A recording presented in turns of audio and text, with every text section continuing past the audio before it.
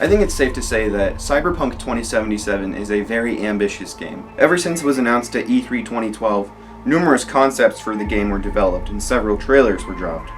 But since the game was so ambitious with its atmosphere and level of detail, the game was delayed several times. Finally, in 2020, the game has been released. And oh boy, there's a lot to talk about. Today we're going to be covering everything that is good in Cyberpunk 2077 and everything that is straight up broken. Let's get started. Good evening, everybody. It's your boy C here. Welcome back to another episode of JustCarp Complains. Wake the fuck up, samurai. We have a city to burn. It's showtime! But I don't speak Russian! I'm fast as fuck, boy! Chicken strips!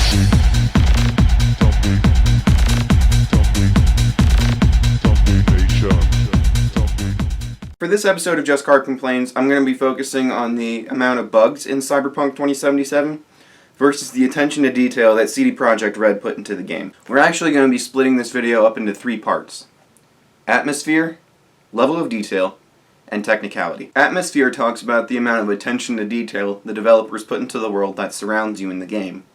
Story is, well, the story. And technicality is all the bugs and performance issues that are so bad they had to be put in their own section. And some other problems that I have with the game. Also, this video does contain spoilers. I'm going to try my best to keep as few spoilers in here as possible, but just so you all are aware, there are spoilers ahead. With all of that out of the way, let's just jump right into it. It's a masterpiece! It's a masterpiece, ladies and gentlemen! Just looking at this gameplay footage and even playing the game itself, it's understandable why Cyberpunk 2077 took an extended amount of time to make. The level of detail the developers put into the textures and the main elements in this game will just absolutely floor you. The number of impressive models and textures alone in this game makes something like Death Stranding look like fucking Kirby's Epic Yarn. Cars have glossy finishes and their own modeled interiors for you to customize to your heart's content. Clothing pieces have their own unique looks and stats. Guns and melee weapons each have different animations when you pull them out or reload them. Buildings can either look new and fresh or incredibly run down depending on how the developers want the overall atmosphere of the area you're in to look. Holy shit, this game is great. In this sense, Cyberpunk 2077 is a massive technical achievement, right? I mean, just when CD Projekt Red thought that development on the game was complete, the boss comes in and says, "Hey, these textures are corrupted," or "Hey, these character animations don't work." To be honest, I'm glad that they kept delaying the game. It was definitely annoying, but if you're making a game that's as ambitious as Cyberpunk, you're gonna need time to perfect it as much as possible. I'd rather play a game that has been perfected over time than a less than great game that was rushed out to meet demand. Granted, the game is still littered with bugs and glitches that still have yet to be fixed, but I'm going to get more into that later. It's also worth mentioning that the overall atmosphere is pretty dark in Cyberpunk. Night City, California, the city where the game takes place, is fueled by corporations, gang wars, big tech, crime, and constant distinction between the rich and the poor. On top of that, there is an overabundance of gun stores, sex shops, and strip clubs, making the atmosphere even more depressing. And in case any of that shit wasn't bad enough, apparently resources all around the planet in this game have been consumed, and there's irreversible climate change, acid rain, sandstorms, desertification. Holy shit, that is bad. Oh, sorry. Moving on. This honestly seems like an extremely depressing future, and it really says something about where we're currently taking our planet. The atmosphere in Night City seems incredibly dirty and resource consuming, while simultaneously making all the skyscrapers and large buildings in the city look beautiful and refined. That is not an easy thing to do, and I have to give it to CD Projekt Red for making that possible. I'm really funny, I think. I like to troll people. Like a lot of the things in this game, the story in Cyberpunk is incredibly well written, and it really shows the deeper you get into the story. In the Street Kid part of the game, which is the one that I played, you play as V, a mercenary who's paid to steal things and do jobs for fixers. Fixers are people who find gigs for you so you can obtain some money to buy guns, clothes, and vehicles. One of the fixers wants you and your partner Jackie to steal this massive relic at Arasaka Tower, the North American headquarters for Arasaka, one of the four main corporations that controls Night City. Once you steal it from the top of the tower, the company's leader, Saburo Arasaka, comes out to air out his son, Yorinobu, who then proceeds to kill him. Authorities then arrive at the scene and Yorinobu lies and covers up the murder by saying it was a poisoning. You then barely make it out of Arasaka Tower alive, but Jackie, not so much. V is then forced to insert the relic into his brain so that it doesn't sustain any more damage, then gives the relic to the fixer. But he's mad at you because the NCPD is up his ass about it, so he shoots you in the head and leaves you to die in a landfill. But through some kind of miracle, V survives this because I guess the plot needs him to. But it's revealed that he only has a few months before the relic overtakes his mind and maybe even kill him. With the relic in his brain, V meets Johnny Silverhand, the ghost of a famous rock star and netrunner who died decades ago. Through all the missions he finishes and the new people he meets, V must find out why Johnny is in his brain, how to get rid of him, and how to survive with the time that he has left. All while trying to convince people that Yorinobu was the real killer. First things first, can I just say, kudos to this game for putting Keanu Reeves in it. Keanu Reeves is an amazing actor and a goddamn national treasure. The fact that he's in a video game for the first time makes this game 1000% better. You're breathtaking! Cyberpunk has writers and actors alike breathing a surprising amount of life and emotion into its characters. Even some of the characters who are assholes. Pan Am is definitely one of the best characters in the entire game. It's easy to understand from the start of Act 2 that she cares for all the people in the Aldecados tribe, which is the tribe that she used to be a part of. And even V himself, the more missions you do with her. Oh yeah, I forgot to mention this. In Cyberpunk, you can customize your character to however you want it to look like. So I guess I'm going to be calling V a him, but V can be a her. Just wanted to let you know. It's characters like these that bring Cyberpunk's level of cinematic storytelling up an entire notch and set a new standard for character development in games like these. Cyberpunk is filled to the brim with interesting and lovable characters where the more you spend time with them, the more you feel like you can relate to them. Other times you have this guy going, "You look like a cut of fuckable meat, are you?" Probably the only problem that I have with the story in this game is the data shards. Data shards are what fixers give you to put in your neural port so that they can tell you how to complete a big objective. Like, they'll tell you, this is how we steal a relic, this is how a program works, this is how we hijack a parade, this is how we infiltrate the towers, this is how you hack a security camera. It actually goes into detail the intricacies involving the specific process. CD Projekt Red, WB Games, Bandai Namco, just anyone who's even remotely associated with this game, no one gives a shit about any of this. If V is smart enough to know how this works, then you shouldn't give me a 2-minute exposition dump about how to write a program. That's one of the only problems that I have with this game. If they tone down a bit on the disposition, then the story will be one of the many things that will eventually make this game a masterpiece. Why the game isn't a masterpiece right now, you ask? I'm gonna get into that. The game is a masterpiece of sucking dick. Many people have said this before I have, and I understand that I'm not going to be the last. But playing Cyberpunk right now is not great. Because there are a lot of bugs and glitches in this game. I mean, come on. There are times where missions won't load correctly. There are times where a car will spawn for no reason whatsoever. There are times where people will be scared and stay that way after you do something that involves guns. People will start to hold guns whenever you look at them. People will do T-poses unprompted like the dad from Jimmy Neutron. Sometimes background music will play twice on top of each other. Sometimes the AI will see you through a wall or structure and break you out of cover.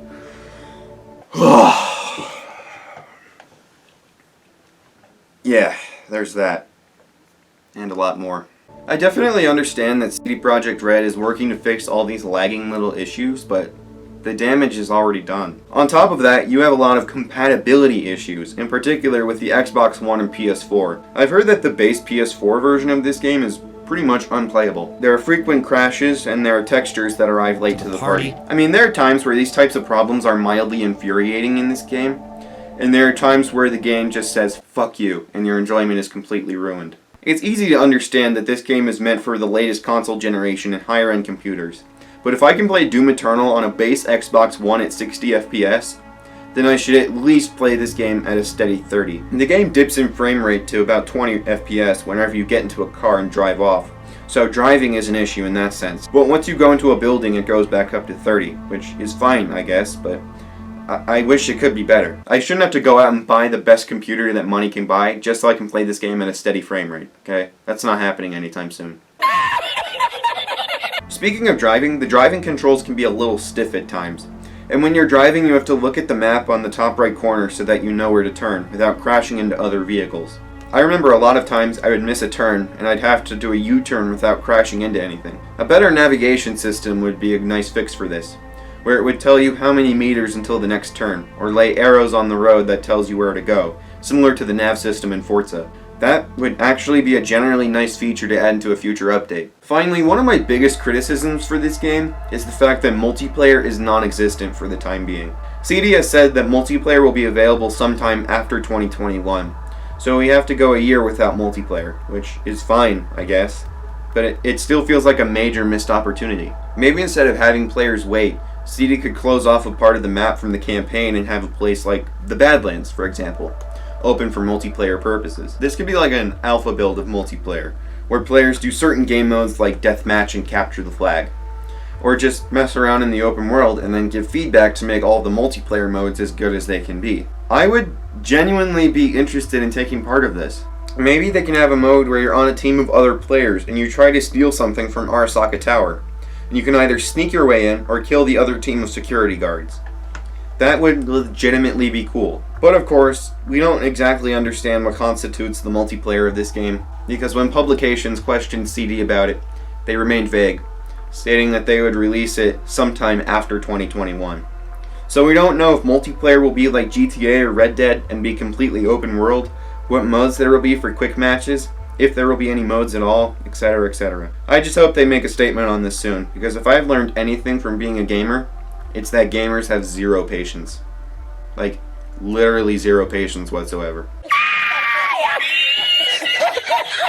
I understand that this video is critical and praising about a lot of things, but I actually really enjoyed playing Cyberpunk 2077. In an atmosphere that's overwhelmingly dark and depressing, the lovable characters in this game bring a new level of emotional depth and engagement into the game. On top of that, you have well-designed game mechanics and an endless amount of fun as you drive with the pedal on the metal through Night City's gorgeously designed landscape. This game definitely doesn't hit it out of the park though. It's more like this game hits it to third base. I think CD should just fix these lagging issues, fix the compatibility, make a better navigation system, bring multiplayer to its alpha version instead of keeping it locked, and fix the data's position. If CD follows through with this and dedicates their work to fixing all of these stupid little problems, this game will absolutely be a home run. For now though, I'm giving this game a 7.4 out of 10 in its current state. Who knows? Maybe we'll get a remastered version of this game by 2030. Now normally I would end the video right here, but since you guys have made it to the end, I want to give you guys a special treat. If you have Cyberpunk or you're thinking about getting it, here's a trick you can use to earn money in the game quickly so you can buy guns, clothes, and cars. In the game, there are vending machines sprawled throughout Night City where you can buy food, sodas, and I think other stuff, but for now we really want to focus on the soda machines. All you want to do is walk up to one of these machines and buy all the soda that the machine has in stock. You'll want to do this with as many soda machines as you possibly can. Then go into your inventory and disassemble the cans, and you'll get 2 parts from each can that you can sell at a drop point for a huge profit. The last time I did this, I made about $23,000 alone. So if you're looking for a quick way to make money in this game, that is an effective strategy. I'd like to give a quick shout out to the YouTuber named Tagback for publishing a video how to do this, because if that video weren't published, I wouldn't find out how to do that. So the link to the tutorial will be in the description. Please subscribe to him. He really deserves it.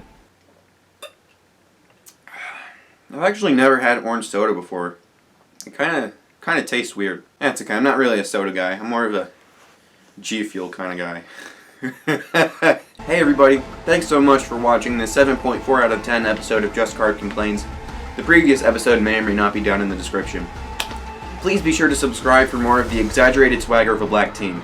And if you like this video, give it a like and consider sharing it with your friends. That'd be awesome. Take care everybody. Bye.